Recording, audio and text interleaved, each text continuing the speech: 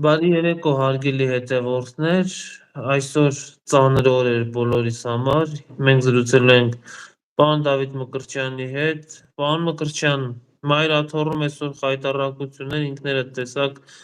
երևի բոլորը տեսան ողջ ազգը, եթե Իրոք, չասեմ ողջ մոլորակը տեսավ, թե ինչ է կատարվում Հայաստանում, սա այս խայտառակությունը հնարավոր է մաքրել եւ եթե այո, ինչ տարբերակով։ Կորուն ջան, բարի երեկո, ցավդ տանեմ,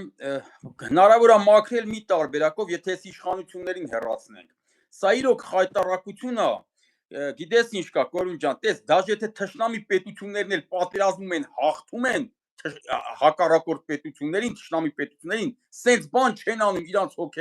հոգևորականների հետ։ Ուր մնաց, որ տվյալ իշխանությունը իր հոգևորականների նկատմամբ, իր պետության, իր ազգի հոգևոր աշխարհի նկատմամբ սենց բանանի։ Այսինքն սենց բան աշխարհում չի լինում, հասկանում եք։ Սա խայտառակություն է իրոք, որ սրանք են անում։ Սրանց պետքա օր առաջ հեռացվի, այդտենց այդ խայտառակությունը կմաքրվի։ Օր առաջ պետքա հեռացվի։ Եկեղեցու կողքը պետքա կանգնի ամբողջ հայ ազգը ու պետքա սրանց հեռացնենք։ Սա կասեմ ես։ Քիչ առաջ Միքայել Սրբազանը հայտարարություն տարածեց, որ ինքը չի ուզում լինել իմպիչմենտի վարչապետի թեկնածու, պատիվ ունեմ խմբակցություններ հայտարարություն տարածեց, որ կստորագրի, եթե Միքայել Սրբազանը համաձայնի այնուամենայնիվ։ Ձեր կարծիքով Միքայել Սրբազանը ինչպիսի թեկնածու էր եւ կարող է լինել այն համախմբող մարդը, ում շուրջ բոլոր քաղաքական ուժերը կհամախմբվեին։ Նախ որպես Սրբազան ես իրա կողքը կանգնած եմ, ազատություն իրան, եկեղեցու կողքը կանգնած եմ, բայց որպես քաղաքական գործիչ ես իրան չեմ հավանել։ Դե քանի որ այս պահին էլ կալանավորված է, ես իրա մասին վատ բան չեմ ուզում ասեմ, ինձ թույլ էլ չեմ տա ասեմ, բայց նույնիսկ քննադատական բան էլ չեմ ասի, բայց համենայնպես այդ իրա քայլը իրոք հարգեցի, որ ասում եք հրաժարվել է, մալադեց իրան, որովհետև այո, իրա խելքի բանը չի, քաղաքականությունը Միքայել Սրբազանի, ասես կոպիտ ասած, խելքի բանը չի։ Ես դա ասել եմ միշտ, պրոստը հիմա չեմ ուզում քննադատական բան ասեմ, Կորուն ջան, ինքը կալանավորված է, մանավանդ որ շատ ճիշտ էլ խոսք ասե, հրաժարվել է, ճիշտ արել։ Ես դա չէի ընդունի, բայց եթե դնեն թեկնածությունը,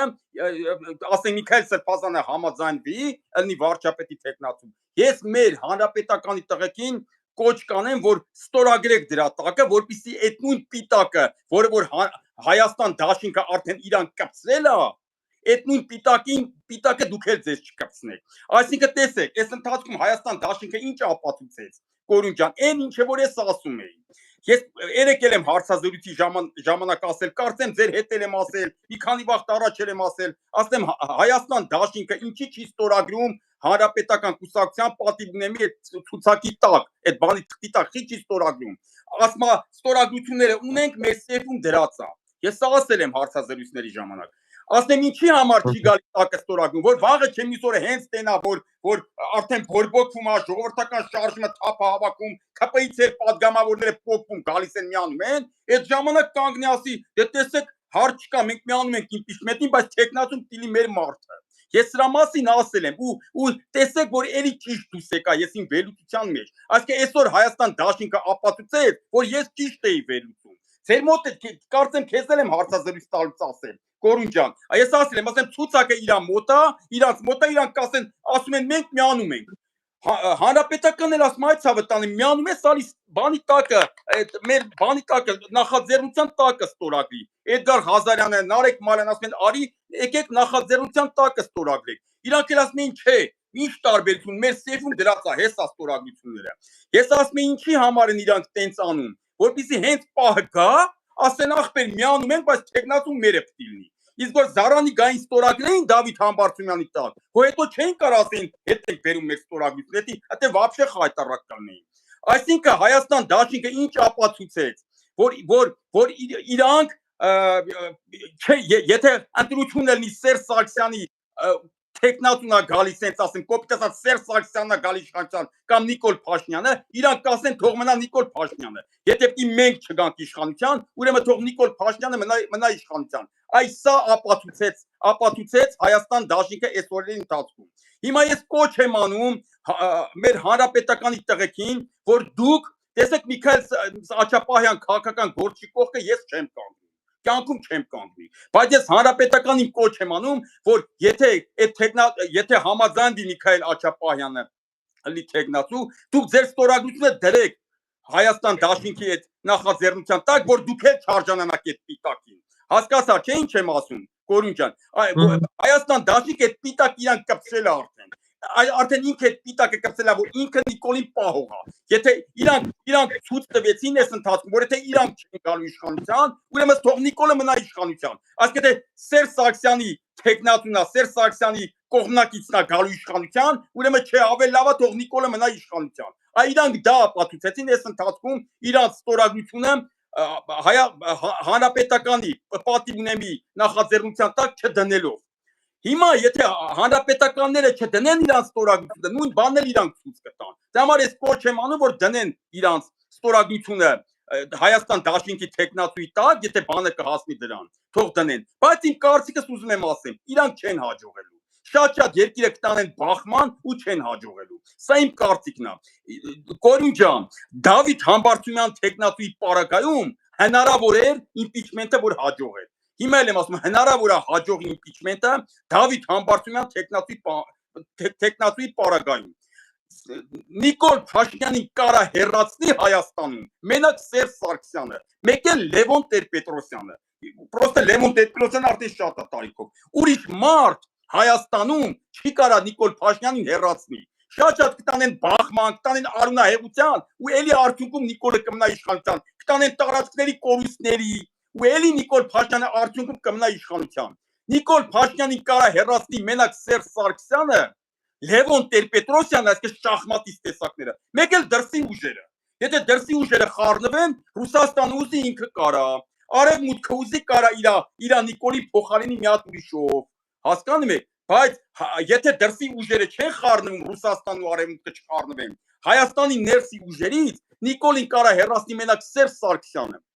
մեկ էլ Լևոն Տեր-Պետրոսյանը, այսպես շախմատիստ տեսակը։ Ու տեսեք, Սերժ Սարգսյանը Դավիթ Համբարձումյանի տեխնացությունը բերել անես տեխնացու բերեց, որ միանգամից հավանականությունը մեծացրեց իմպիչմենտի հաջողելու։ Հասկանում եք, իսկ Միքայել Աչապահյանի դեպքում չի հաջողի իմպիչմենտը։ Առհասարակ Հայաստան դաշինքը եթե հիմա տեխնացու բերի, չեն հաջողելու, սա իմ կարծիքն է։ Բայց օրինակ ասենք, ես ասեմ, չէ Միքայել Աչապահյանին ես այդ քաղաքական գործչին որպես սրբազան ընդունում եմ, իր կյանքին մերնեմ ազատություն իրան։ Բայց եթե կմտնի քաղաքականություն, ես իր քաղաքական դիրքորոշումը չեմ ընդունել ու չեմ ընդունում ու կյանքում իր կողքը չեմ կանգնի, որպես քաղաքական գործչի։ Դա ես եմ ասում, ես որպես դավո, էլի ցավը տանեմ։ Բայց օրինակ հանրապետականին կոչ եմ անում, որ ստորագրությունները դնեն տակը, որովհետև եթե չդնեն, իրանք էլ այդ նույն պիտակը կպցնեն իրանք։ Այսինքն հանրապետականը միշտ ցույց է տվել, որ իրանց նպատակը, մեր նպատակը Նիկոլին հեռացնելն է, չէ՞։ Հիմա եթե իրանք ստորագրեն, իրանք կնմանվեն Հայաստան դաշինքին։ Հայաստան դաշինքը արդեն այդ պիտակը իրանք կպցրել է, որ ինքը ցույց տվեց, որ եթե մենք պետք է չգանք, ուրեմն թող Նիկոլը մնա իշխանության։ Հասկանում եք։ Ես սա կասեմ, ցավը տան։ Իսկ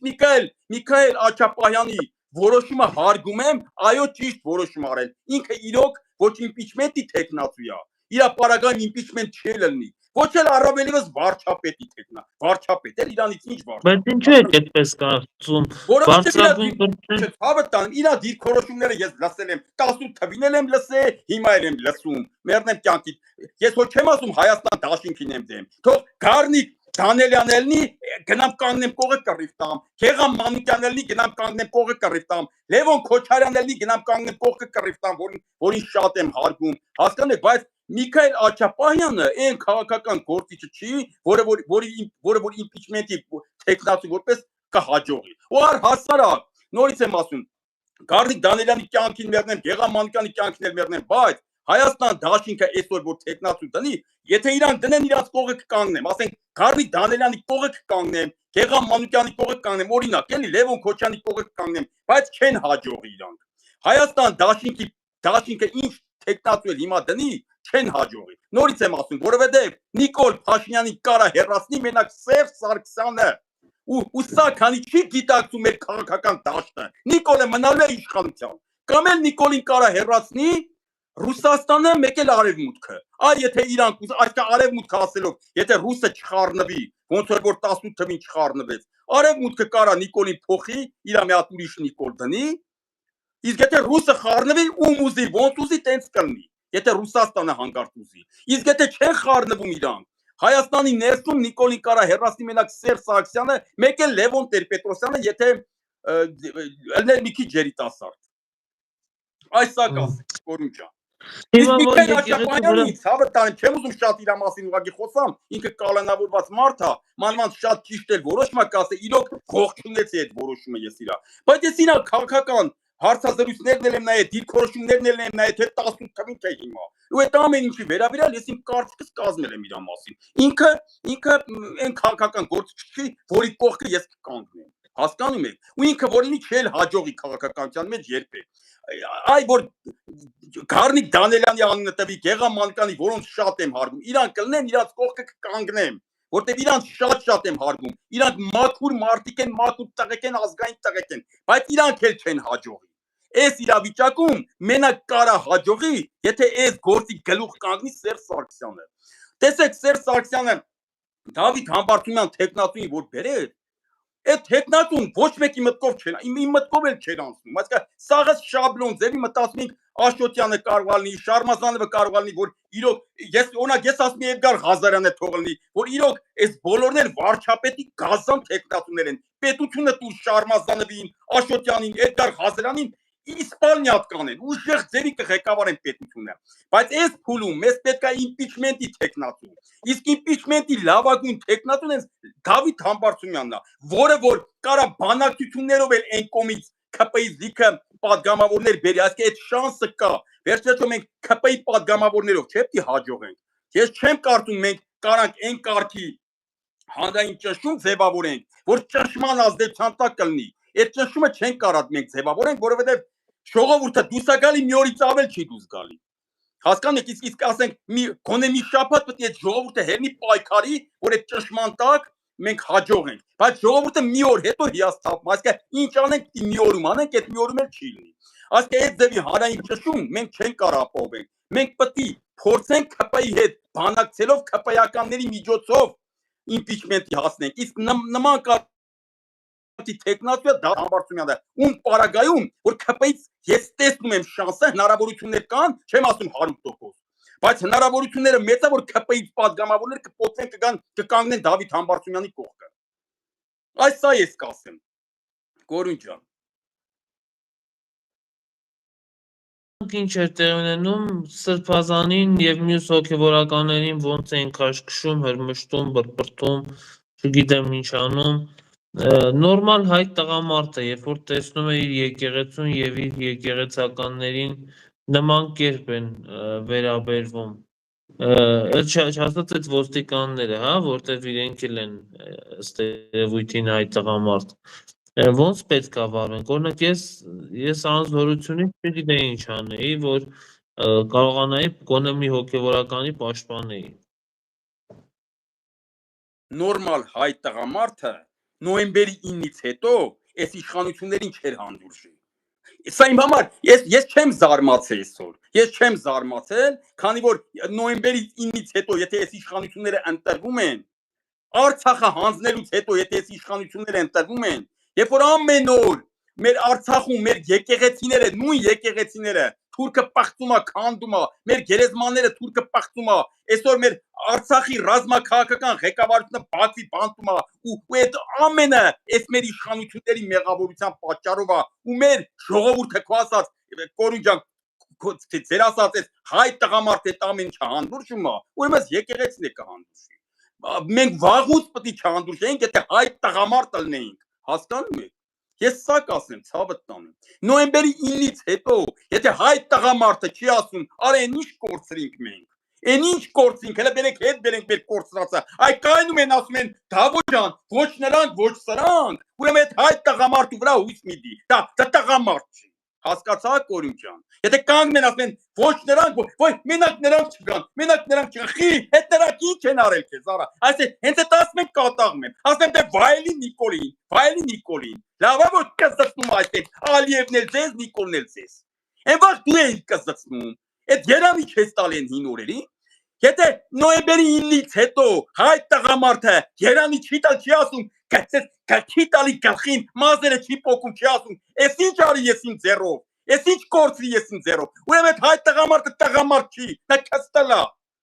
ուրեմն մի զարմացեք, որ այսօր այո, վաղը չէ, այսօր կաթողիկոսին էլ այդ նույնձերի քաշ կտան, ու հայ տղամարդը կհանդուրժի։ Որն է լինելու, որ հաջորդ հոգևորականը որն է լինելու, ինչ է կարծում, Արշակ Սրբազանին էլ է շատ թիրախավորում, Հովնան ոչ թե մենակ ուժեղ հոգևորականը, ուժեղ սրբազանը, հայրենասեր հայ իր կյանքին մեռնեմ,